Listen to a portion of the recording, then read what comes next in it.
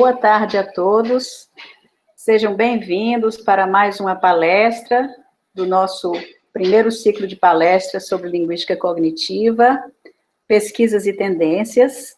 Nós já estamos na nossa 17ª palestra, então percorremos já para mais da metade do percurso, com o propósito de concluir as nossas 30 palestras em dezembro desse ano. Hoje nós temos o prazer e a felicidade de termos conosco a professora Lacey Okonsky. Como ela entende português, eu combinei com a Lacey que eu faria esses primeiros, essas primeiras colocações em português, para o benefício de todos. A Lacey vai nos falar hoje sobre um aplicativo para o ensino de preposições em inglês, e esse aplicativo, ele é inspirado na linguística cognitiva. Então, será uma palestra muito útil e muito interessante. Antes de passar a palavra a Lacey, eu vou ler algumas informações sobre a trajetória acadêmica da professora. Então, isso eu farei em inglês. E depois ela terá a oportunidade de iniciar a palestra dela. Eu começo, então, dizendo o seguinte: Lacey Okonsky holds a PhD in psychology. She was previously a Fulbright Fellow and visiting professor at Universidade Federal de Minas Gerais, in Brazil. And she is currently at Umeå University, Sweden. Her research interests include psycholinguistics, metaphor, and dance. Her work has been featured in various publications, such as the Journal of Pragmatics, Metaphor and the Social World, and the American Journal of Psychology. Lacey is from California, and I was just having a little chat with her before we started the meeting. And she was a PhD student there with Raymond Gibbs, who was also my collaborator during my postdoctoral research in Santa Cruz, California. So this is also a link that is, joining us this afternoon. And we are very happy to have you here, Lacey. It's your turn now to show us what you have for us this afternoon. Thank you very much for the kind introduction. You're welcome.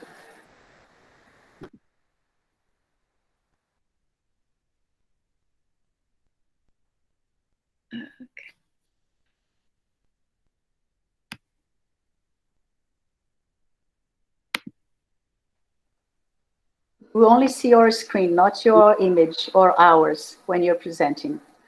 Okay, good to know. Thank you. Thank you very much. It's so wonderful to be talking with some Brazilians. I miss Brazil so much. Tenho muitas saudades para vocês. And today I'm going to be talking to you about Prepapp, which is a cognitive linguistic tool for learning prepositions. And this is a project that I've developed with my co-author, Marlene Johansson Falk, and she's also here with me at Umeå University in Sweden. A PhD friend in the US, very fluent, near native level fluency, originally from Costa Rica, asked his Lacey, I think you have to start your slides. Oh, my slides are started. The steps again that we did in the beginning, like you start presentation, and then you share your screen with us.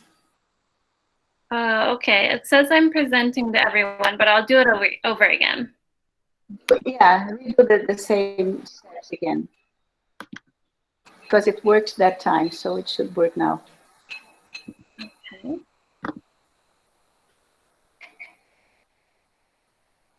Okay, now we are going to see your presentation. For one moment, and then it disappeared again. Perhaps you have to share a window. See if there's this option. It's okay for us, Ana Cristina. Can you see it now? It's okay for us. You can see? All right then. Yes. Okay, all right. So maybe the problem is me. Let me see. Okay. Let me see here. Can everybody see now? Probably. I am the one that is wrong, probably. Anna, I don't see it. Anna? You see it, Monica? Yes, I do. Anna, have you reminded them about the subtitles? No, can you do it now then? Then I'll write on the chat. Right on the chat. All right. Okay. If everybody can see your presentation and I can't, maybe the problem is with me. I'm going to fiddle around and see if I can find what's wrong. You can carry on. I'm so sorry. I'm so sorry. No problem. Okay, so my PhD friend, who's near native level fluency, asked his wife while writing their wedding vows on the day of their wedding, is it on love or in love? And this example illustrates how very advanced non-native speakers still find prepositions tricky. Recently in my Swedish class for academics, an Italian professor asked the teacher to make sense of the prepositions. And in this case, she just mentioned that it's really difficult and relied more on frequency, saying, if they don't really make sense, but if in doubt, use po. And this was generally true in my Portuguese class. I recall spending roughly 30 minutes on all of the prepositions together. And while I was in Brazil, I often relied on using para because it was very common. So while it may be beyond the scope of an individual ESL teacher to do this in their planning time while they have to do grading and whatever else, there may be a more systematic way to study preposition that can demystify the typical ways that they're used. So I have a background in university teaching, which you can see in the top row there. I've taught at San Jose State, UC Santa Cruz, and also in Brazil at UFMG. But I've also worked in digital spaces, like Acrobatic and Open English, helping them design their online tools. And it really inspired me to think about how digital tools can be leveraged to provide systematic exposure. So to really expose people to all of the different senses of a preposition, for example, and give systematic feedback. So this might really make sense for a complex system like prepositions. And then I arrived to Umeå, working with my co-author, Marlene Johansson Falk, and she really inspired me to add depth to this project. So she used corpus data and mapped out the preposition into. She looked at the most common collocations, and particularly the verbs and the nouns. And in this way, she found some helpful semantic categories, which we've used to build the lessons. Together, Marlene and I built these lessons inspired from cognitive linguistics and based on the premise that abstract concepts are grounded in experience. I like to take this quote from Ray Gibbs, "The mind is the body," a very strong proposition of the embodied cognition hypothesis. So we present to you Prepapp. And this is still the beginning of our project. It's our first iterations. And it's focused on one cognitive linguistics lesson on into as compared to a traditional lesson which introduces all of the prepositions. Again, prepositions may seem small and innocent, but they're highly frequent and highly polysemous. It's difficult for ESL teachers to cover all of the uses. And we wanted to introduce these basic concrete senses, the common collocations and the semantic categories I just described, and also some of the metaphorical extensions. So this project has academic goals. We created 2 parallel apps to test, and we had pre-tests and post-tests to see what kind of learning people were doing, if there was any growth. But this is also very much an applied project. So we wanted to create that teachers can actually use. There's a lot of work building up in cognitive linguistics that offer insights to the ESL classroom, but there are very few tools that are actually accessible to ESL teachers that aren't cognitive linguists. So we wanted this to be a tool that's actually convenient to use. And eventually, we hope it covers many prepositions. Swedish speakers of English are incredibly advanced. And so in this way, it's a strong test of the hypothesis. If we can get some improvement here, then it's promising. I was actually very nervous at the pretest that we would see a ceiling effect with little room to grow. But the two studies presented today were conducted with advanced and regular high school students in their ESL classroom. I want to make a note here about sample size. These sample sizes are small. I did use random assignment in a realistic classroom setting. And so half of the students in each classroom were assigned to a traditional group or a cognitive group. Also, this was done during this corona crisis where students may have been on digital overload. So those are things to keep in mind. Accordingly, there will be no inferential statistics here. So these results may not be reliable, but we hope that we can describe how the tool worked in an actual classroom. So there is some ecological validity. Again, study one was conducted with the advanced students. Their teacher happened to volunteer to participate and scheduled us in the earliest. And here's the overall design. So first we gave the students a pre-test in week 8, and then they took the learning session in week 11. Their post-test happened 2 days after the learning session. So they had a 1-hour learning session, and then because of Corona, the delayed post-test was actually 4 weeks later, which I think is kind of interesting. It's a little bit longer than most delayed post-tests in ESL contexts. Here's their pre-test scores. So the pre-test and post-test were constructed to test the into items that the cognitive group were exposed to, and the other items that the traditional group were exposed to determine if there was any learning or decay over the sessions. So these items here are the cognitive items based around into, all the different sorts of uses of into that we targeted. And again, participants were randomly assigned to groups. And you'll see that the cool blue color here is the cognitive group, and the pink color here is the traditional group. So the scores on the pretest here are really about the same, and they're scoring a little bit higher on the more basic and concrete sentences and these categories that we were talking about versus in wordplay, the more advanced contexts. So they were a little bit more difficult there. The traditional items have no difference in the pretest means for the two groups. So again, they're pretty much equal here. So that's good news. They start out on an equal playing field. And then I'll take a moment here to introduce how we set up the digital tools and then the results that we got for the related test items, starting with the Cognitive app. So the first exercise in the Cognitive app was called Building Blocks. And this section was to build a foundation of the various spatial concrete sentences of into, like the car pulled into the garage, the rocket crashed into the floor, or her hands curled into fists. We had 9 concrete examples involving actual spatial movement with actual objects. And we included these kinds of spatial images to summarize the unique meanings of going into a house or crashing into the floor or pouring water into a glass.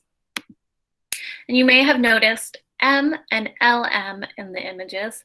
And so typically in cognitive linguistics, we might call the object or entity that's moving the trajector, and the location it's going to the landmark. And in our lessons, we called the trajector the mover to make it a little bit more user-friendly. So we started by introducing the basic terms of mover and landmark. And we asked a few comprehension questions. We wanted to make it as interactive as possible, so people got to familiarize themselves with the terms. And then students would see a 3-sentence context, and they would have multiple choice questions which would ask them about the mover or the landmark in the final sentence. So this is to just, again, really familiarize the students with these concrete spatial examples. Other questions would have spatial options in the response to encourage simulations of the downward or horizontal connotation that into sometimes has. So when the rocket crashes into the ground, you might see these sort of spatial images that people could select from. The second part of the learning session was using these beautiful semantic categories that Marlene helped to develop with her corpus linguistics approach by grouping the collocations in a meaningful way.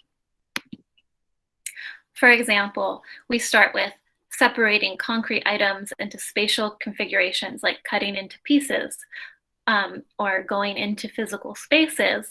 And then we started slowly approaching more figurative categories such as going into emotional reactions or psychological states. So here's a question where you see a grandpa bursting into laughter at the latest fashions. The third group really focused on extending the concrete uses to overarching metaphorical themes.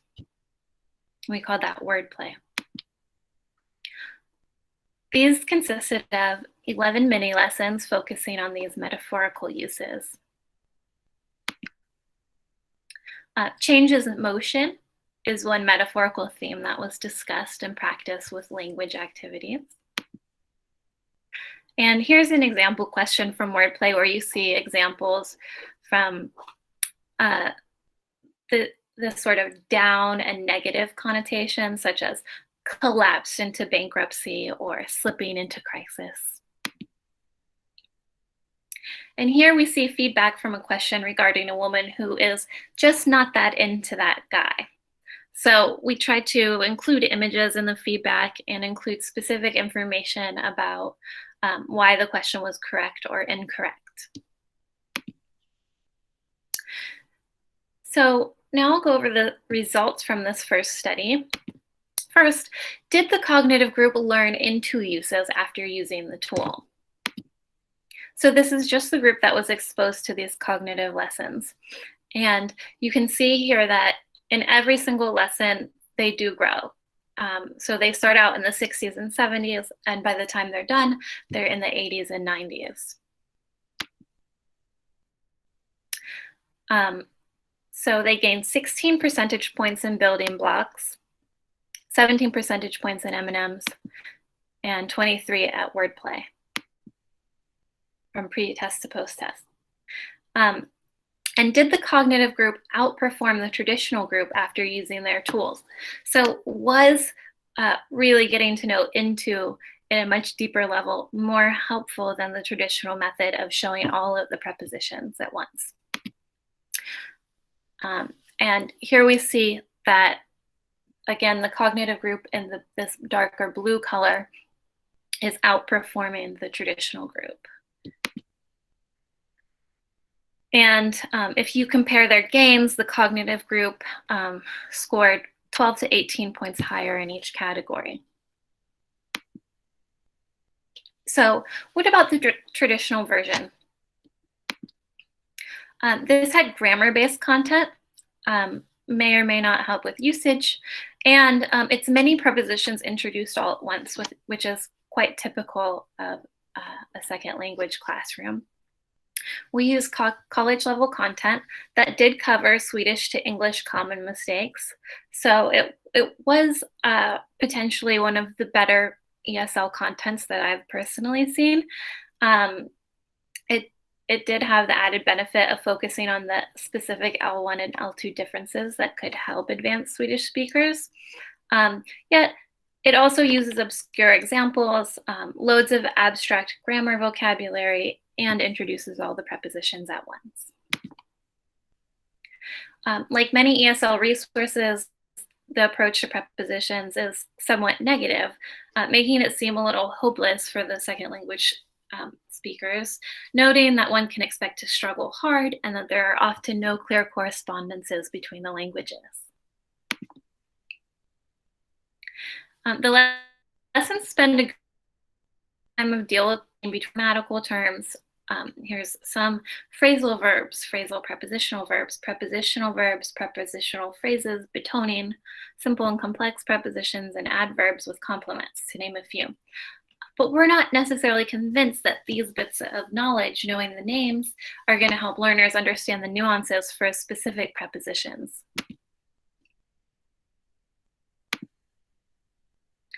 I did add some images in these lessons and made them more interactive, but in many cases, we chose to show the content how it was displayed in these traditional approaches.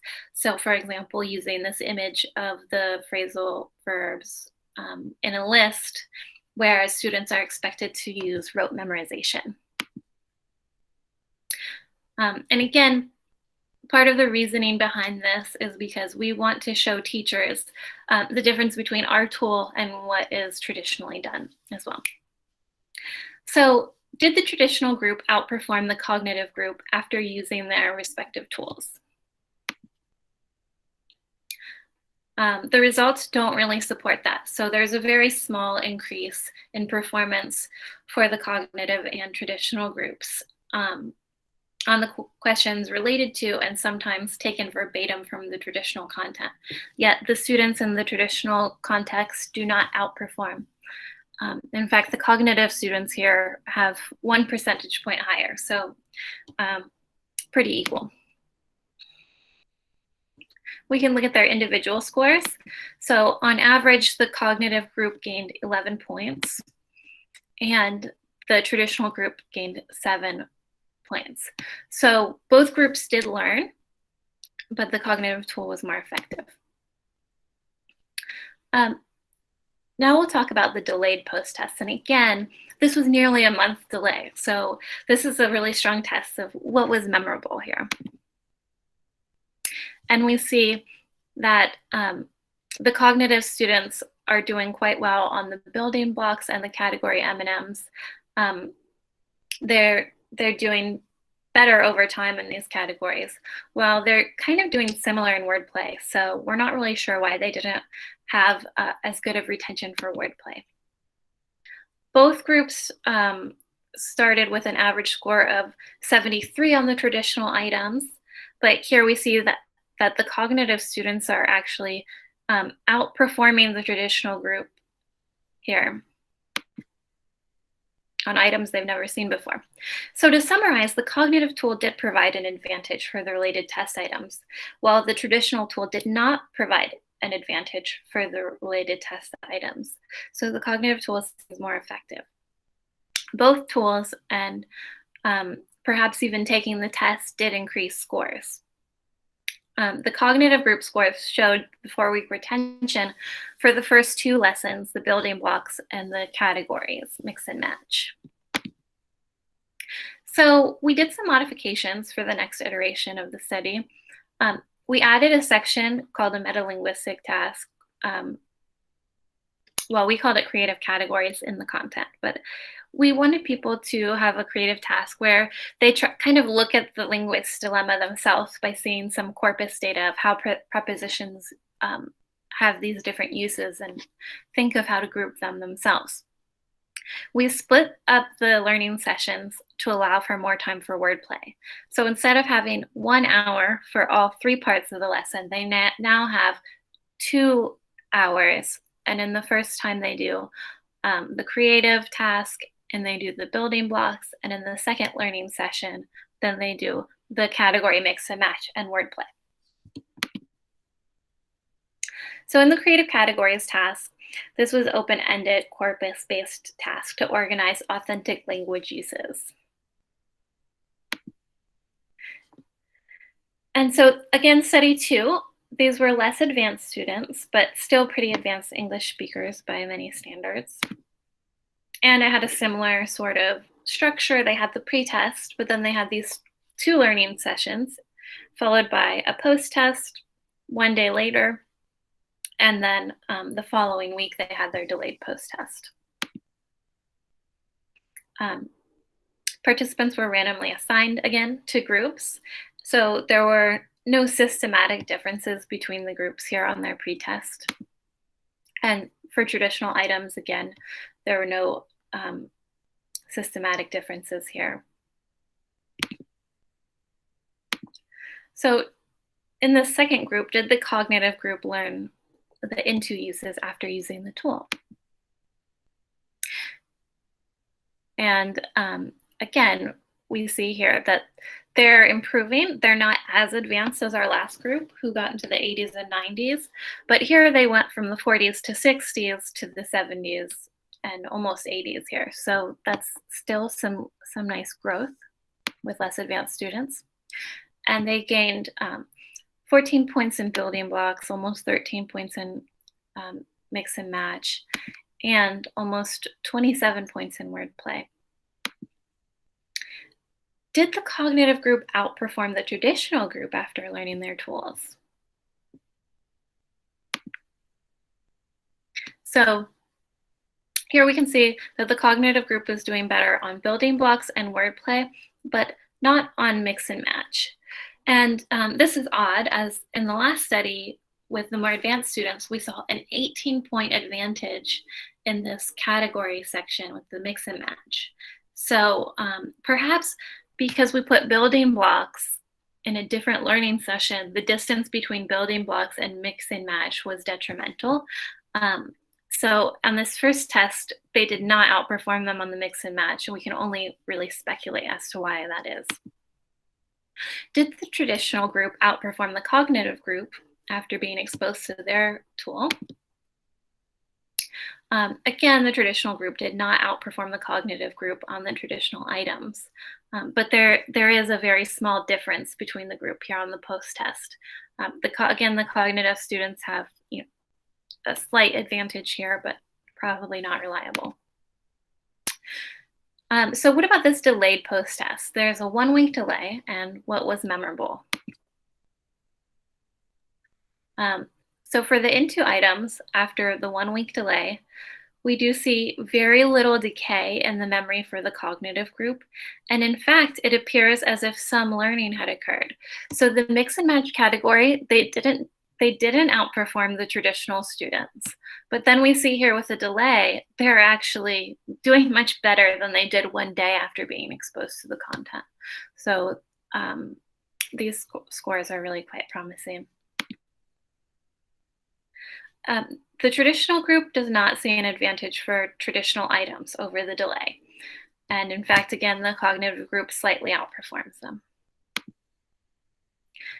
And the individual scores, so for the cognitive group overall, they gain almost 11 points, while the traditional group only gains almost 1 point in this group. So to summarize, from the advantages of study 1, we see that this cognitive tool still has advantages. We replicated that. The traditional tool does not have an advantage for traditional items. We replicated that. Both tools provide some learning. That was also replicated. Yet the cognitive tool provides greater long-term retention and sometimes even growth. So future directions. We hope to create a more complete set of lessons so that students can get an overview of the whole system of prepositions, how they are used, and the metaphorical themes that connect and distinguish them. For example, perhaps the first lesson bundle will be including in, on, and into.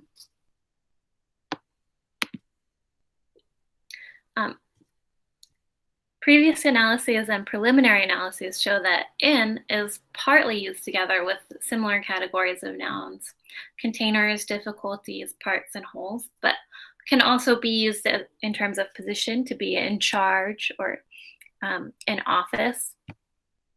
And it can also describe qualities, so in children, in mind, etc. Thank you to all of our mentors, to colleagues from Hum Lab who always help us with our digital tools, ESL teachers that helped us, and to the organizers of this session, and to everybody who came. Thank you so much for coming and for all of your interest. Thank you, Lacey, for such an interesting presentation. It reminded me of something I did many, many years ago when we didn't have all these, advances in technology. I worked with categorization behaviors in children, and we set up two differences in categories by similarity and categories by context. And we actually came up with a CD. At that time, we actually recorded the data, and we used some statistical principles. And the children was actually supposed to choose one item or another, and that would lead to a kind of response from the program that we had built in that instrument we tried to devise. Actually, we devised it. It's a pity that we didn't took it ahead. Many years later, the student who helped me, he was then already a doctor, and he asked for the material, and he promised to give me the material back, and he never did. So I have to call him to see what he did with the material. But anyway, I will actually do that, because I think it's something that can help teachers, like your app. We could maybe do some kind of app in categorization behaviors in children, by context or by similarity. And the idea was that categorization behavior should be kind of balanced during the cognitive development of children. And if there was an imbalance, the instrument would point out to the area that needed improving. This is more or less, the idea behind the instrument. So it reminded me of that. Right, now I would open to the questions and answer session. So if anybody has a question, instead of just typing them, maybe you'd like to switch on your microphone and ask Lacey directly your question.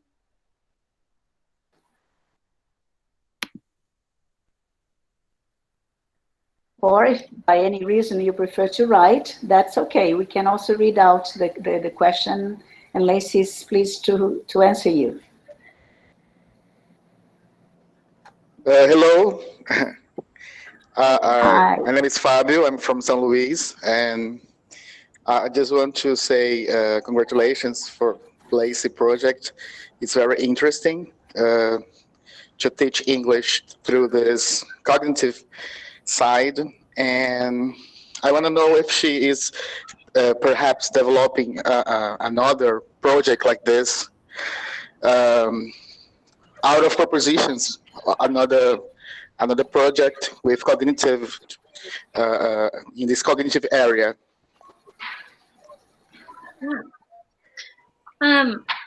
So Marlene and I have been working. Marlene has been working on propositions academically for a while, and I was working on them a little bit at Open English in a more applied side.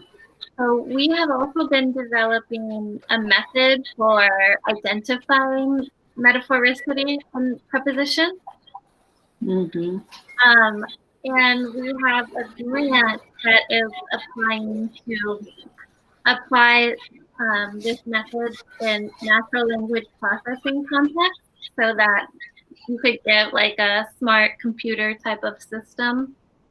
Some of our language examples. So we've coded, I don't know, 10,000 examples of into with its most frequent collocations.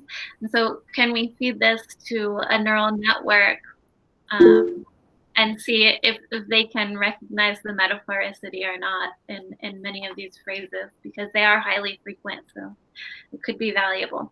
So we have these other areas of research that we're working in as well with prepositions. And we also hope to build out this tool so that it's a more comprehensive tool that a teacher would want to use in their curriculum, not just the preposition into. So we have many prepositions to cover. So if I say an email, we'll never run out of work to do. Oh yes, thank you. It's really hard to teach prepositions and to learn it too. So this is really interesting. Congratulations. Absolutely. I wish I had this in Swedish and Portuguese for myself, actually, because I also think All right. Your question, and nice to meet you, Fabio. It's amazing. Thank you. You're welcome. Antonio, I think there is someone called Antonio who made a comment. No, Augusto. Augusto, would you like to speak out your comment? I think it's more like compliments. Augusto. Yes. Oh, He's thank you. Augusto from, I think he's from Minas, right? He's in BH. Amazing class, Professor Lacey. Would love to have met you here at FALI. Highest regards. Yes. Thank you so much. Thank you. I Compliments. might be back one day, at least for. You must come back, Lacey.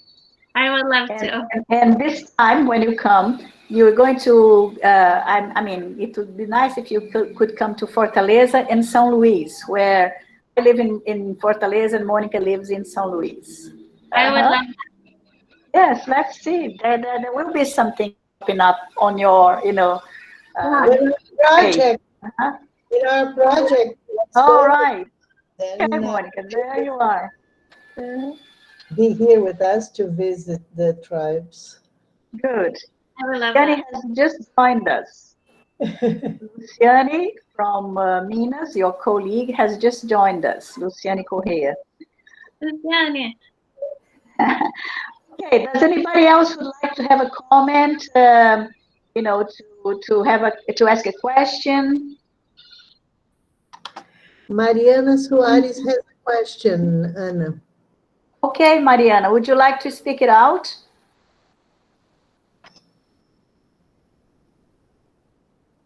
Or you want me to read it? Hello, it's because I'm a little shy, but there's no problem. First of all, thank you for the talk. It was really interesting, especially when we deal about prepositions, because I don't know for how long we've been studying prepositions and still we haven't come with a way for teaching it. Or even myself, I was kind of, is that okay? Thank you for the talk. Is it okay the way I'm writing? But anyway, I would like to know if the app is available for people outside the research. If I could check it somewhere, could I see how are the building blocks? How are you managing the mix and match? Or no, it's just for the academic purpose?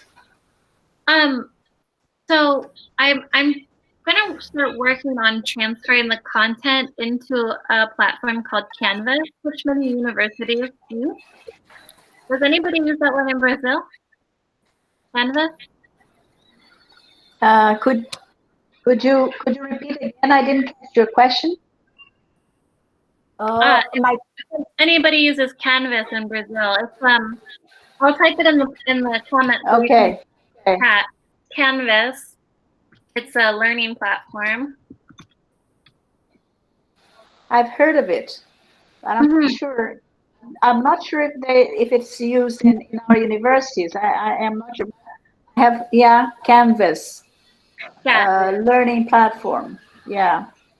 Okay, Fabio says I do. All right. Okay. I think it's free to sign up. So for academics. So I think teachers, once I put the content into Canvas, then I think I'll be able to let teachers access it, so that one of the things I've built in is the feedback, so that teachers don't have to grade at all. All right. So they can just assign different lesson bundles, and then they can just check to see if their students have done it by looking at the Canvas gradebook. So it's going to be very easy for them to grade. It will just produce the grade for them, and that they can just transfer that to their gradebook. So right now we have it living in a different app that for the purpose of testing it, we only have 1 hour, and it had to have all of these feedback functionalities that Canvas doesn't have. So it was in like one big sort of bundle of lessons. But when I put it into Canvas, I'll make it into smaller lessons that have different kinds of feedback. So it will still be automatic, and I would be happy to share that with people. Right now, it's not yet in Canvas, and we're looking to partner with people who are teaching English to test it in different places.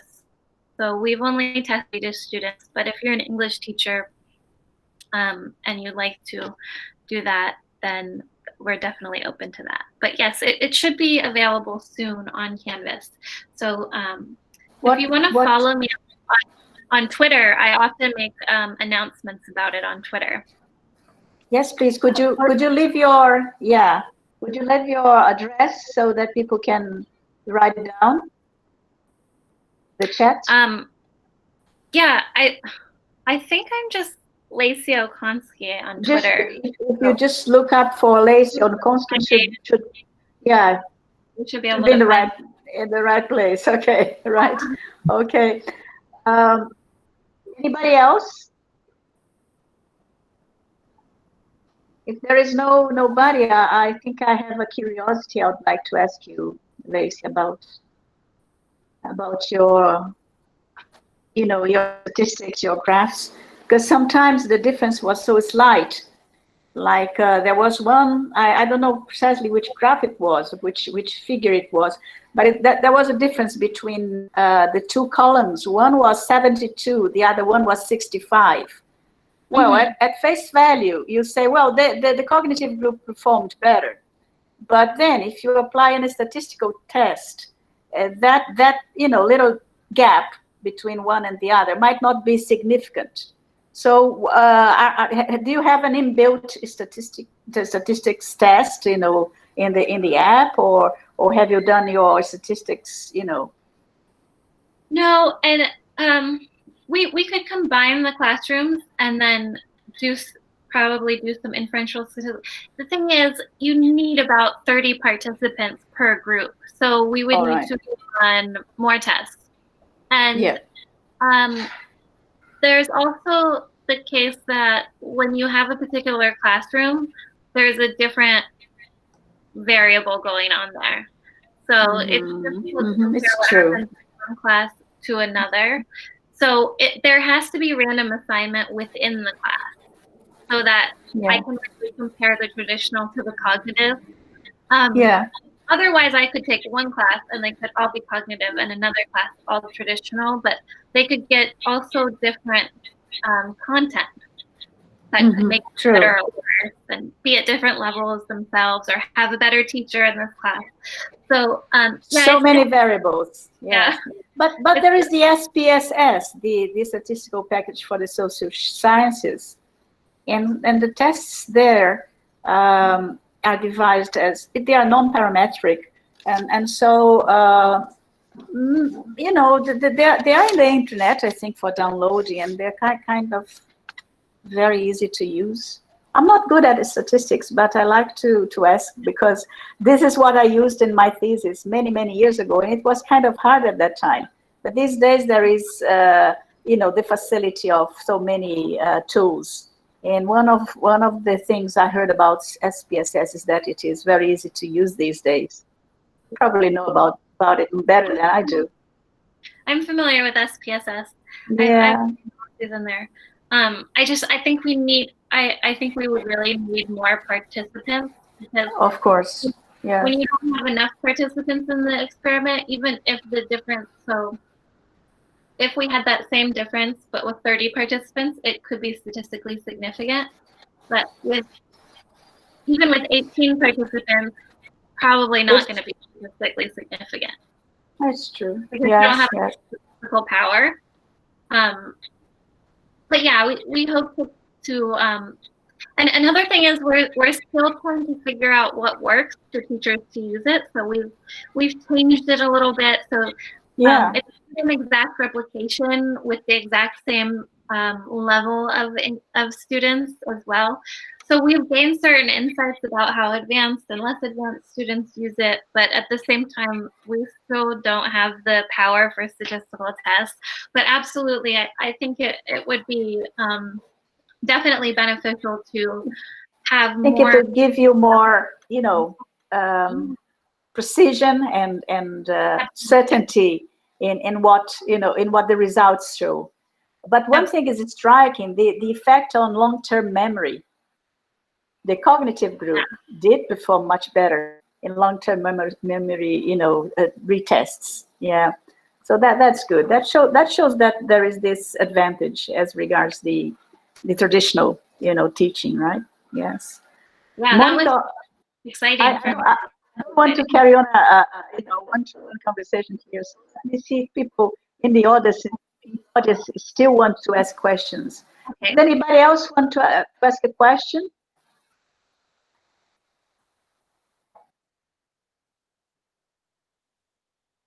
In writing or speaking it out? I think Mariana was the last one. And I don't think anybody else. So I'll make a comment. Monica, it's not that she worked with apps or anything in her PhD, but she worked with, not in her PhD, in her dissertation, because she's been with me since the master's degree. And what she did was to show the increase in learning, some metaphors from the cognitive linguistics perspective. So she had two groups. One, would you like to explain better, Monica? Because I would prefer that Professor Luciane would do it, because I did mine based on her. I duplicated it. Oh, yes.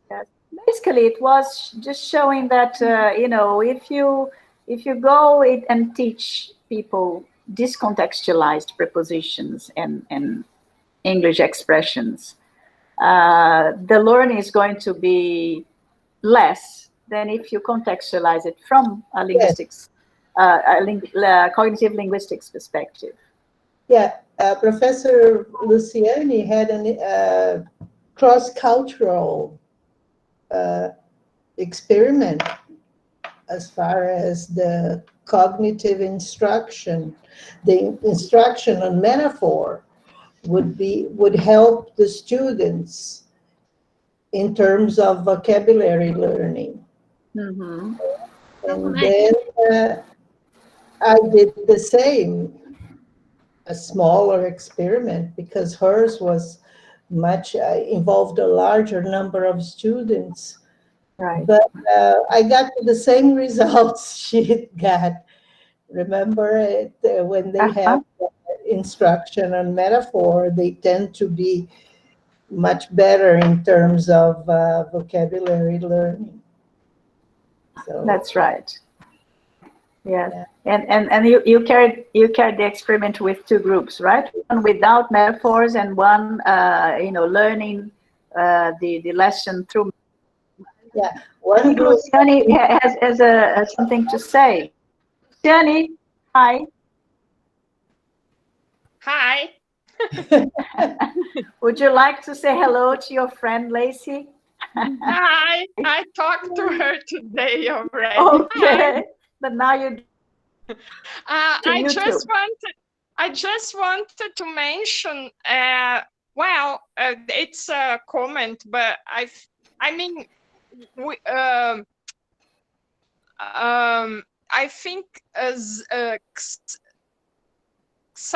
Zoltan and Sylvia Xabi, they also measured when teaching metaphors. Lacey knows this, probably, this text. Yeah. When teaching metaphors, the context will help. I mean, we think it's obvious, but they measure it. Yeah. Yeah. So, and the same, we measured, I measured in my dissertation, I made a comparison among interpretation of primary metaphors, but not all were primary metaphors, contextualized and not contextualized. And by the primary metaphors, it didn't make a difference. Perhaps because it's more striking, but with the other metaphors that were not primary metaphors, text made a difference in the interpretation. Unfortunately, I missed the first part of your talk, but I will watch it on YouTube. I was late. Right. No. Okay. Anybody else would like to say something? Okay. Anybody else would like to say something, make a comment or a question? Otherwise, we are going to the meeting because it's late in Sweden and Lacey is still with us. So, last chance now. like they say in the wedding, speak out now or shut your piece. Okay. Yeah, it's almost time for boa noite here. It is time for boa noite, yes. Okay. So, Lacey, once again, we, Monica and I, thank you very much for your time, for your willingness to participate. Saying thanks, and they are also saying some nice words. And we will get in touch. Be, exchange messages. Thank you. And It's been a pleasure. I would love to stay in touch. I will follow you in Twitter. Perfect. Okay. We make the arrangements for the visits. You, Luciane, and I. Then we'll let you know. Okay, Yeah. then we can visit Guajajaras and Gaviões and all tribes around here. Okay?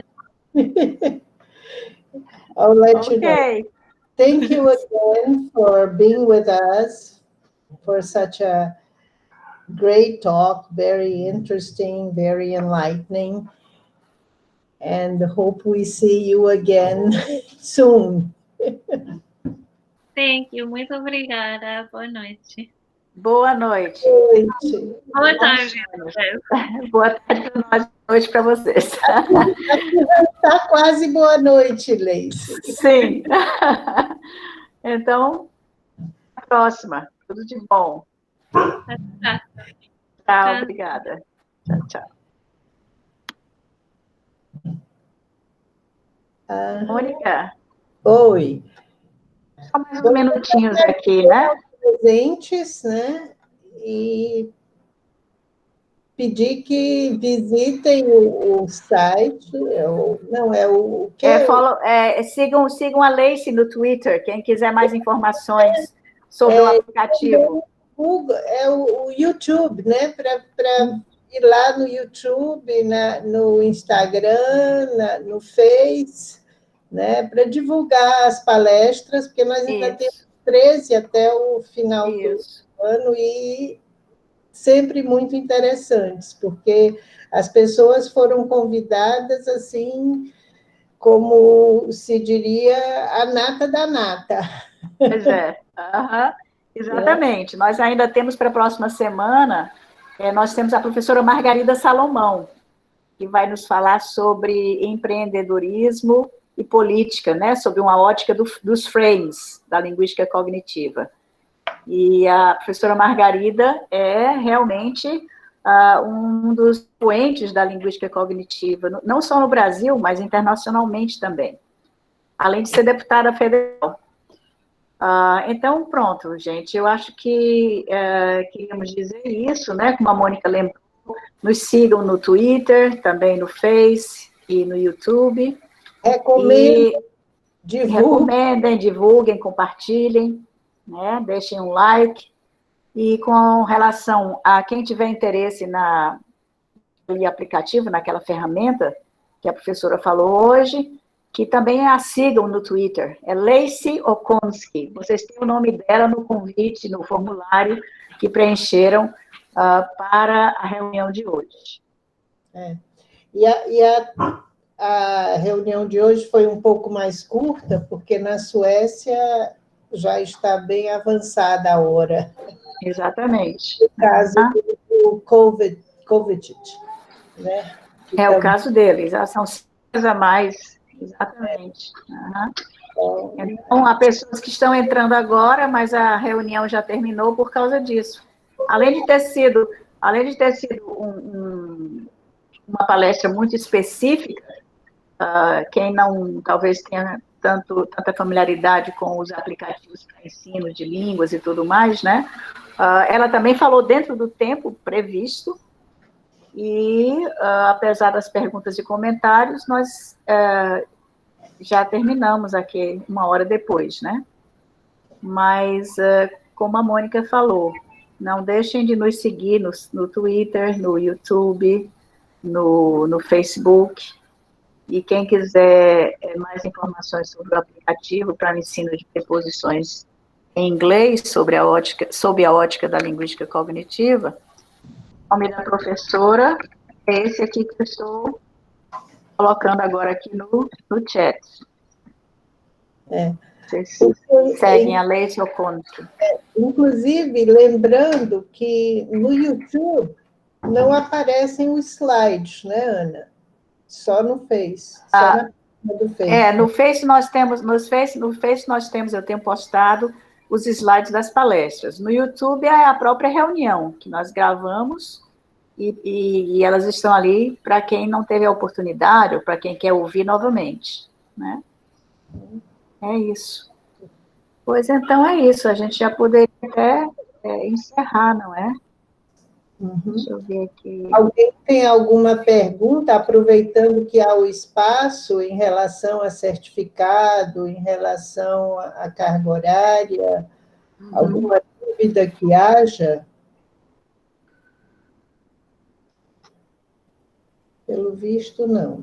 Tá todo mundo... Estamos agradecendo aqui. Pois é.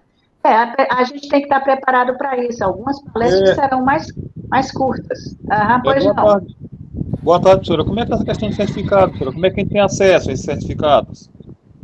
A gente já tem dito isso várias vezes no início da palestra, mas a gente repete aqui agora que os certificados, eles serão emitidos no final das 30 palestras. Você vai receber um certificado que tem o equivalente a 60 horas aula. Então, na realidade, para muitas universidades são 4 créditos, se você fizer converter aí a número de horas aula em termos de créditos.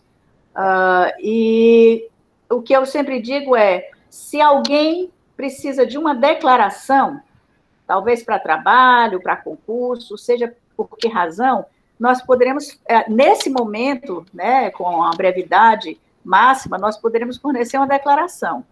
A certificação mesmo, o certificado, né, com a logomarca do Cigelp e tudo mais, no final das 30 palestras. E de acordo com a frequência. Exatamente. Que é controlada. Quem não faltou a nenhuma vai receber 30 horas. Aliás, 30 não, 60 horas. Quem faltou a alguma vai receber proporcionalmente aquele número de palestras assistidas. É isso. Obrigado. Nada.